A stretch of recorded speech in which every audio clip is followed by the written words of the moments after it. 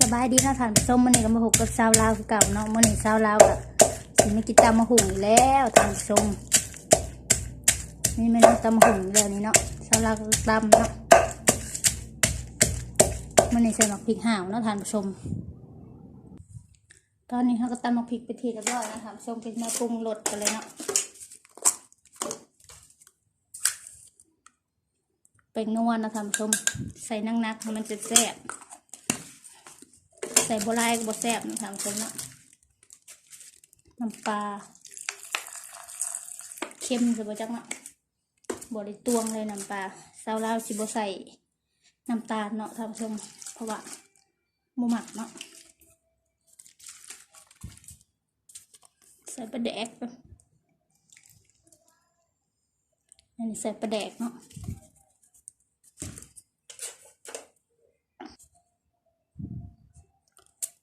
ยาบริมะเขือเอิกขาดบ่ได้ตำเขือต้องใส่แซ่บเปรี้ยวหมักลายเป็นหยาบหรือว่ามีดบ่เข้าเนาะสาวเราหมักคืออย่างนี้เขือนี่ตอนอยู่บ้านนอกโอ้ยตำกินชั่วโมงกระเด็นกระดอนทำมีดกับพ่อมีด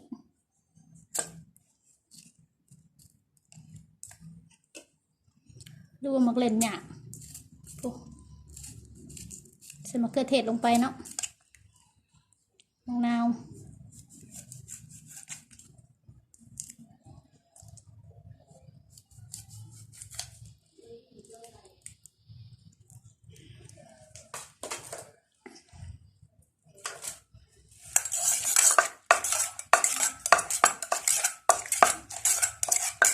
ชิมรสชาติก่อนเด้อโอเคแซ่บมะฮุ่งกับซีเมนต์มะฮุ่งเหิมนะท่านผู้ชม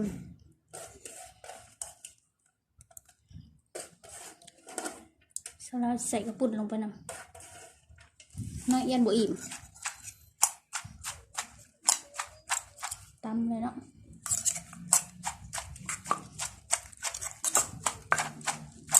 กินผู้เดียวคือเก่าท่านผู้ชม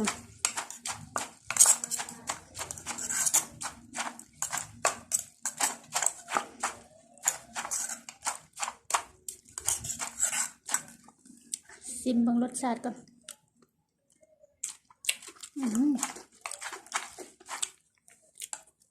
แซ่บเดี๋ยวไปเบิ่งตอนกินกันเลยเนาะหลังจากนั้นเขาจะมาเทกันเลยเนาะท่านผู้ชมเนาะเสียงพูดโขกให้เบิ่งกันเด้อท่านผู้ชมเลยนี่เนาะน้ำลายสิเคยจกกับบันนี้แล้วสิกินอยู่กันยังสิทำไรอย่าเฮยอยู่เนาะอารมณ์ให้เบิดเนาะไปเบิ่งตอนกินนำกันเลยเนาะท่านผู้ชมเนาะนี่เนาะเบิ่งเด้อเอาอันนี้ก่อนตำบักหุ่งเป็นผักหอมลาบเนาะนี่ก็เป็นข้าวปุ้นนี่ปลาหมึกลวกพร้อมโอเค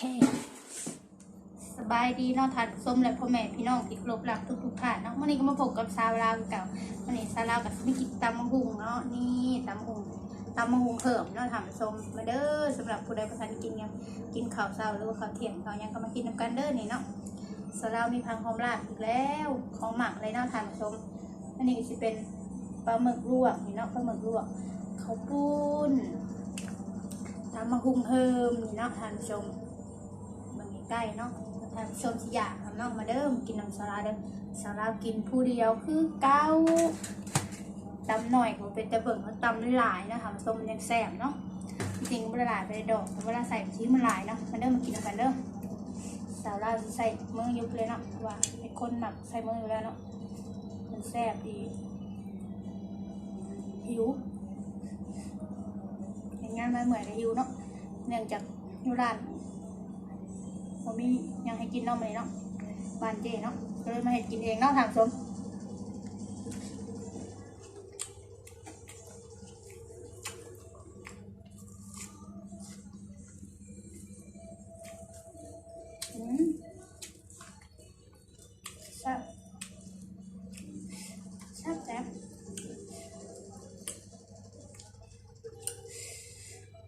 ขาดก็ได้อันนี้รอจำหงเลย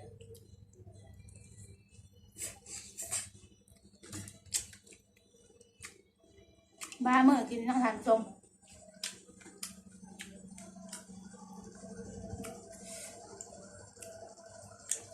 เขาปุ่นนครปฐมแซ่บหลายเหนียวนุ่ม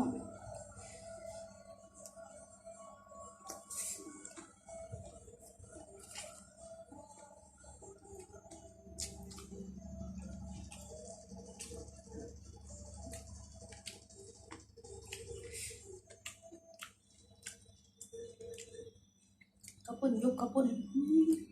สาวเป็นใหญ่เป็นเยอะ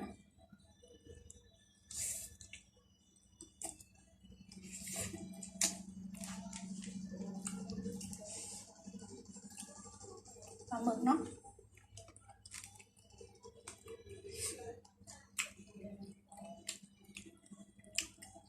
ปลาหมึกลวก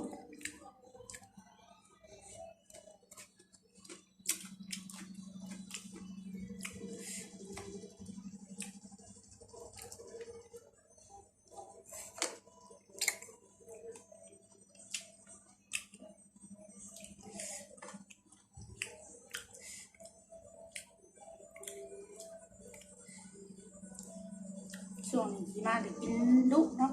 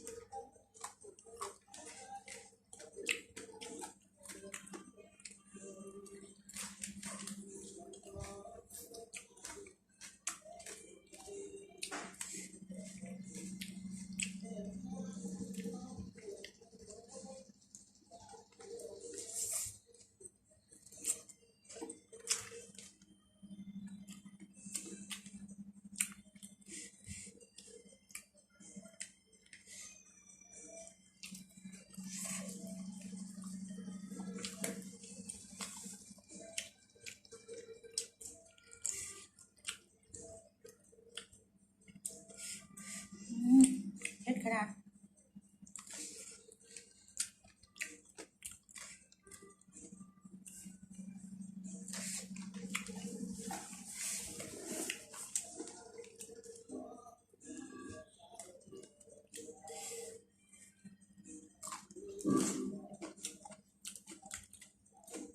กินอันสีส้มมุกเนี่ยน้องทานมาส้มนะ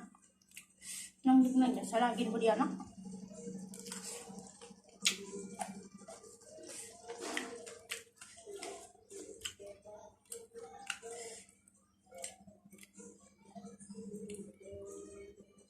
โอ้ยเผ็ดจะนอนเลย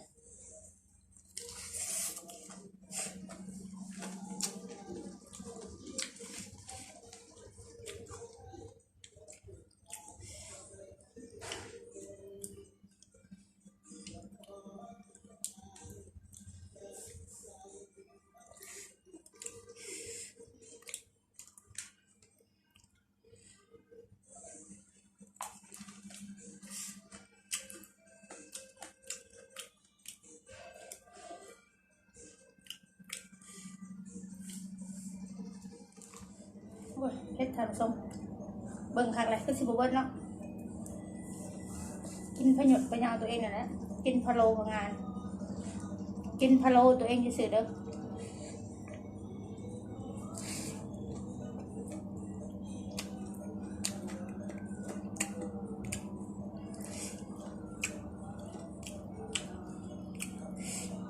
ผู้เดียวกินตาปากเรือทองกินลายเพื่อนวะ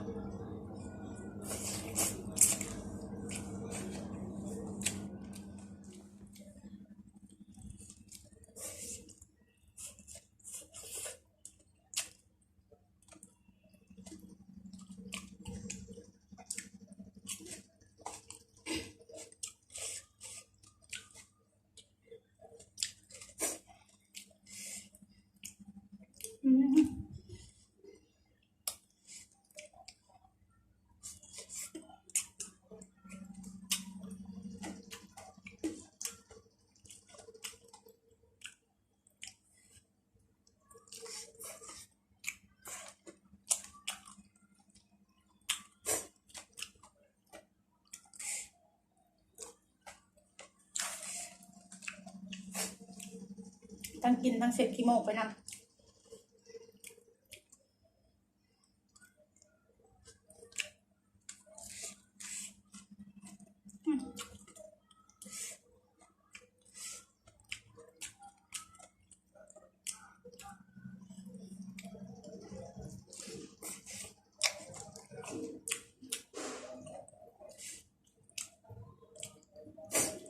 มาเด้อทานส้มพ่อแม่พี่น้องทั้งหลายมากินน้ำซาวลาวเลยหนอดปลาหมึกเนาะ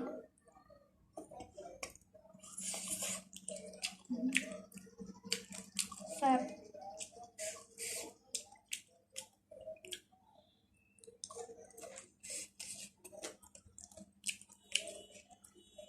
ทำเองแซ่บเองกินเองเนาะ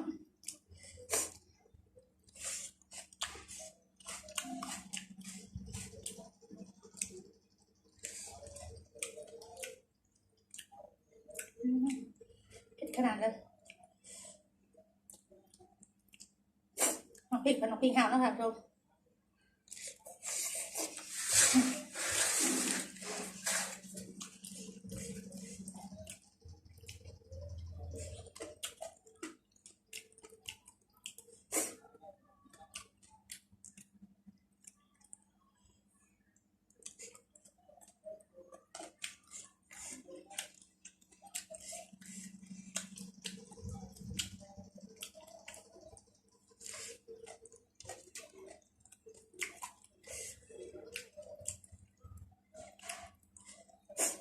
ปุ่นยังได้สิบเบิร์ดดื่มแล้วเนาะ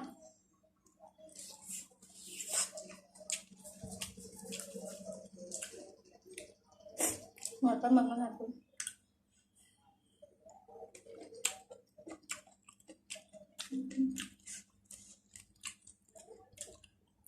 แซ่บ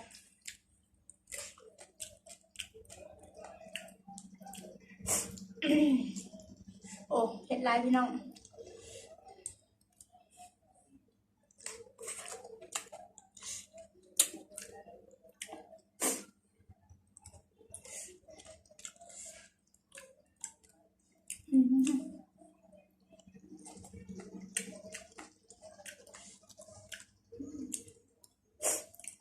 เผ็ดเผ็ดเผ็ด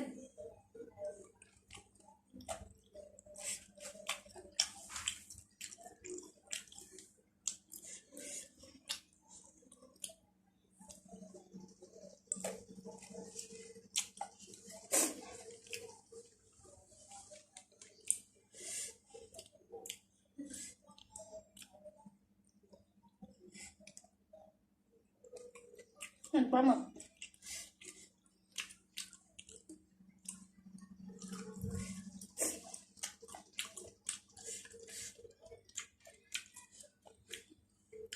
ปลาหมึกมาทานส้ม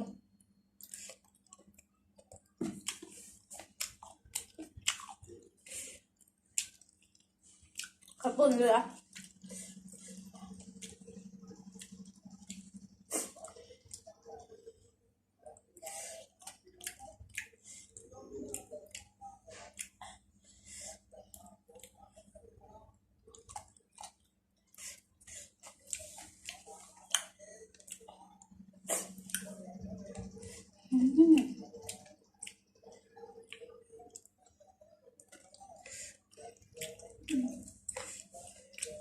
มันจีน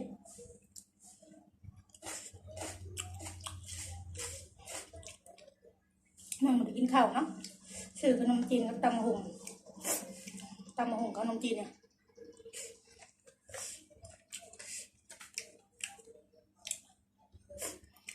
จังหวัดเทียบทองจังมาทานส้ม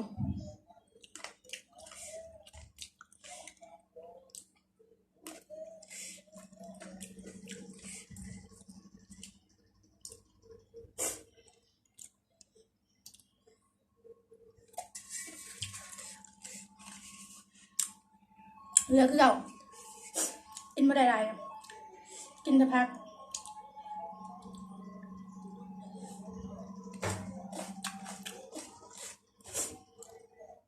กินแต่พักกับปลาหมึกลวกเนาะ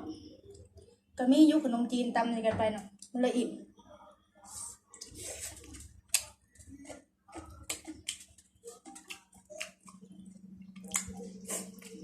สียดายเด้ตั้งว่า10 บาทผมซื้อขนมจีนมา10 บาท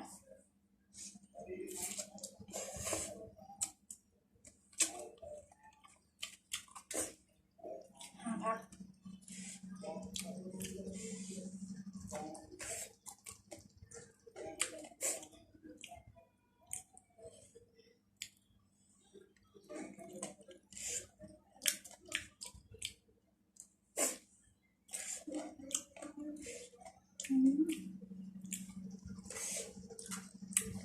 แล้วดูนี่ก่อน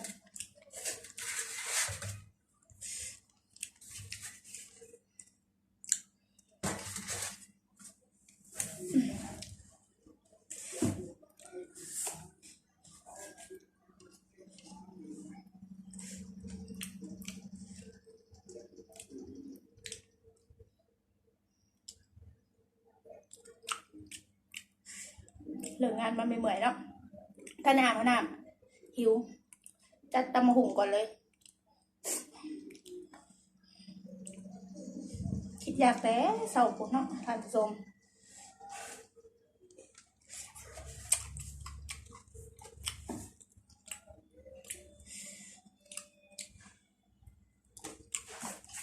พอเลย